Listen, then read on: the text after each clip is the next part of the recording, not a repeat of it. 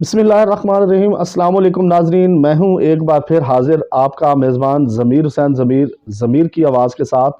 नाजरीन, आज हम बात करेंगे सदर पाकिस्तान ने supreme court practice and procedure bill 2023 आइन के आर्टिकल 75 के तहत नज़रसानी के लिए पार्लियामेंट को वापस भिजवा दिया है।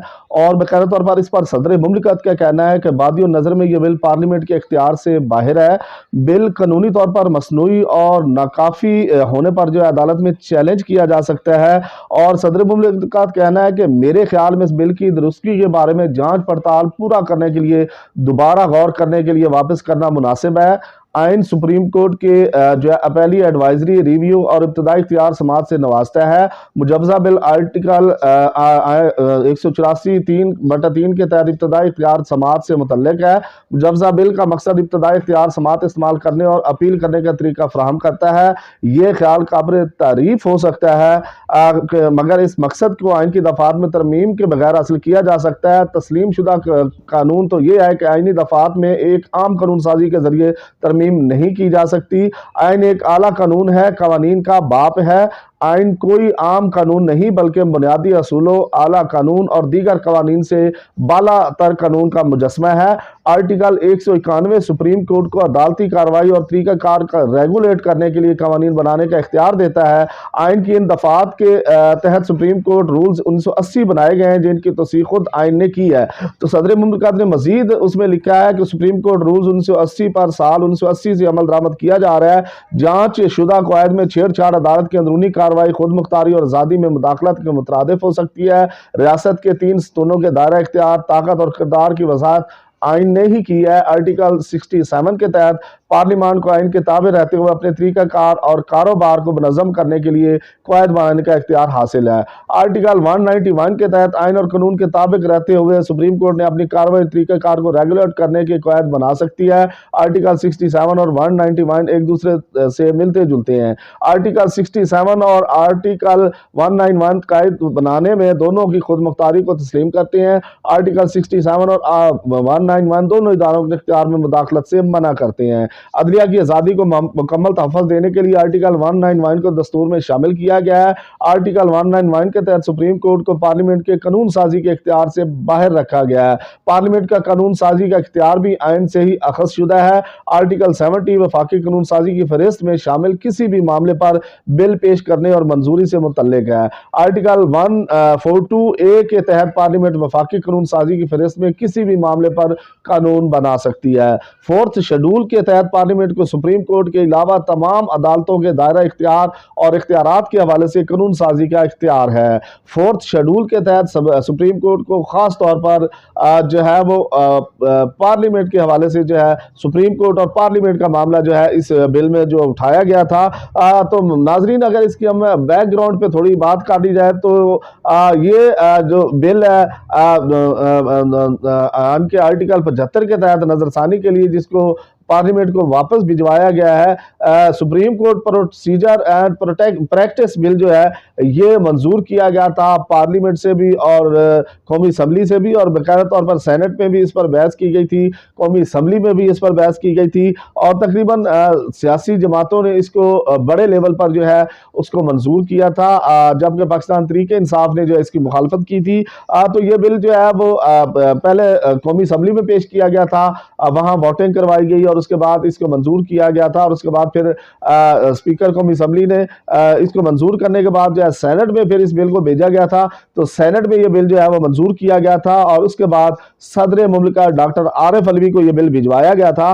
और बाकायदा तौर पर अगर डॉक्टर आरिफ अलवी साहिब इस पे दस्तखत कर देते तो आज ये बिल कानून बन चुका होता और इस कानून के तहत जो है 14 दिन या 15 दिन के अंदर अंदर जो है जो सुप्रीम कोर्ट की तरफ से बड़ा ऑर्डर आता उसके हवाले से जो है वो अपील की जा सकती थी। तो नाजरीन, ये जो supreme court practice and procedure bill है ये गुज़श्ता दिनों जो है वो पार्लियामेंट और सेनेट से मंजूर किया गया था और बड़ी अहम नोयत के हवाले से ये सेशन बुलाए भी गए थे और फिर इस पर डिबेट की गई थी, मुशावरत की गई थी, गुफ्तगू की गई थी, सवाल जवाबात किए गए थे और फिर इस पर कानून कानून नाफिज करने वाले इदारों के जो सरबराहान थे, उन्होंने बाकायदा तौर पर जो है सुप्रीम कोर्ट के अंदर इस मामले को जो है लेके भी गए, और उसके साथ साथ फिर पार्लियामेंट में और उसके साथ साथ कौमी असम्बली में इस बिल पर जो है वो बहस करवाई गई। और लॉ एंड जस्टिस के जो मिनिस्टर हैं उन्होंने बाकायदा तौर पर इस बिल के हवाले से जो है वो गुजारिशात भी पेश की थी, और फिर स्पीकर कौमी असम्बली और सेनेट में इसको जो है वो मंजूर किया गया। राजा परवेज अशरफ की ज़ेर सदारत जो है इजलास जारी रखे गए थे। तो इन इजलासेस में ये बड़ी अहम बात जो है वो सामने लाई गई थी, ये supreme court practice and procedure bill के हवाले से, जो कि 2023 आइन के आर्टिकल 75 के तहत जो है इसको वापस अब भिजवा दिया गया है सदर मुमलिकत की तरफ से। और इसी हवाले से अगर बात कर ली जाए तो गुज़श्ता दिनों जो पाकिस्तान तहरीक इंसाफ की दरख्वास्त पर समाअत भी की गई थी सुप्रीम कोर्ट में, KPK और पंजाब में इलेक्शन का मामला था, जिसके हवाले से 3 रुकनी बेंच ने चीफ जस्टिस की सरबराही ने समाअत की थी, और उस पर जो है वो समाअत के दौरान जो है इसको बाकायदा तौर पर समाअत के बाद इसको महफूज किया गया था, फैसला इस पर सुनाया गया बाद में। लेकिन ये जो फैसले से पहले अगर ये बिल मंजूर कर दिया गया था पार्लियामेंट और सेनेट से, तो सदर मुमलिकत के इस पर दस्तखत हो जाते, तो ये बिल जो है इस आइन के तहत सुप्रीम कोर्ट का जो ये फैसला आया था उस फैसले पे जो है ये अपील की जा सकती थी। लेकिन ये बिल जो है इस पर सदर मुमलिकत के दस्तखत ना होने की वजह से, और ये बिल जो है पार्लियामेंट और उसके अलावा कौमी असम्बली से मंजूर होने के बाद कानून का हिस्सा नहीं बन सका, क्योंकि अब सदर मुमलिकत के पास इख्तियार था, वो इस पर साइन कर देते तो ये बिल जो है ये मंजूर हो जाता, और उसके बाद अपील का हक जो है हुकूमत को होता। तो लेकिन ये है कि नाजरीन, आज ये बिल जो है वो वापस भिजवा दिया गया है, सदर मुमलिकत ने बिल वापस भेजा है, और इस बिल में बाकायदा तौर पर जो उन्होंने बात की है वो मैंने आपके सामने रख दी है। अब देखना ये है कि सुप्रीम कोर्ट का फैसला आ चुका है कि हुकूमत इलेक्शन करवाए, जबकि दूसरी जानब इस बिल को सदर मुमलिकत को भेजा गया था, और अब ये बिल जो है वो वापस आ चुका है। तो अब देखना ये है कि KPK और पंजाब में इलेक्शन होते हैं या नहीं, और हुकूमत इलेक्शन करवाती है या नहीं, ये मामला जो है अब सामने आएगा। जबकि दूसरी जानिब जो है अब पूरे पाकिस्तान के अंदर जो है इलेक्शन करवाने की बात जो है वो सामने आ रही है। तो अब पूरे पाकिस्तान के अंदर इलेक्शन करवाए जाएंगे, लेकिन ये है कि जो ये KPK और पंजाब की जो असम्बलियाँ तहलील की गई थी उस हवाले से, उस पर जो है वो बाकायदा तौर पर इलेक्शन के हवाले से जो पाकिस्तान तहरीक इंसाफ अदालत गई थी सुप्रीम कोर्ट, और फिर उसके बाद ये मामला जो है वो आगे बढ़ाया गया था, फैसला महफूज किया गया था, और उसके बाद सुना दिया गया था, और बाकायदा तौर पर 14 मई की जो है वो डेट दी गई थी सुप्रीम कोर्ट की तरफ के 14 मई को जो है इस पर बाकायदा तौर पर जो है हुकूमत इलेक्शन करवाएगी, और फिर फंड्स भी जारी करेगी, जबकि इलेक्शन कमीशन को भी हिदायत जारी की गई है।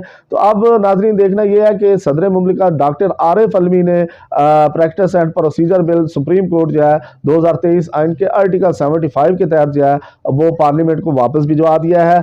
अब इस पे पार्लियामेंट क्या दायरा इख्तियार करती है, इस पे पार्लियामेंट जो है वो मजीद आगे इस मामले को कैसे देखती है, ये तो अब आने वाला इजलास ही बताएगा। लेकिन ये है कि अब सुप्रीम कोर्ट का आर्डर इलेक्शन के हवाले से आ चुका है कि 14 मई को दोनों जो सूबे हैं उनमें इलेक्शन करवाए जाएंगे, जबकि दूसरी जानब जो है अब ये बिल जो है वो वापस आ चुका है, पार्लियामेंट को वापस भिजवा दिया गया है। अब देखते हैं कि हुकूमत जो है इस बिल के हवाले से जो है वो क्या इकदाम करती है, और इलेक्शन करवाने के हवाले से क्या इकदाम करती है। तो अपने मेज़बान ज़मीर हुसैन ज़मीर को इजाज़त दीजिए, एक बार फिर मुलाकात होगी अगले प्रोग्राम में। अल्लाह हाफिज़।